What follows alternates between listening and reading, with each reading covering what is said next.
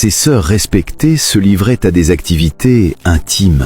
Le matin, on les voyait comme des sœurs pieuses. Mais la nuit, elles faisaient la fête et repartaient avec différents hommes.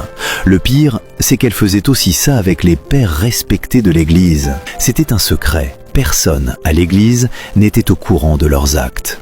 Mary faisait partie de ces sœurs, pieuses le jour, en club la nuit. C'est elle qui a eu la première l'idée de sortir dîner avec des hommes. Et même avant de le faire avec le père Frank, elle l'avait déjà fait. Tout a commencé un soir. Après le service à l'église, Mary a décidé de retourner dans sa chambre pour prendre une douche. Après s'être lavée, elle est allée au salon, son chapelet à la main. Elle a allumé la télévision et là, un film romantique passait. En tant que sœur, Mary n'aurait jamais aimé ce genre de film. Mais ce soir-là, elle a décidé d'en regarder au moins un peu, sans savoir que ce film allait changer sa façon de penser. En regardant, elle a vu des filles de son âge, habillées de façon attirante, allant en club, dansant avec des hommes et profitant de la vie. Elle a alors ressenti qu'il lui manquait quelque chose. « Il faut que je goûte à ce genre de vie, ça a l'air tellement amusant », a-t-elle dit. C'est là que le plan de sortir la nuit a commencé. Elle était tellement déterminée qu'elle a trouvé les vêtements qu'il lui fallait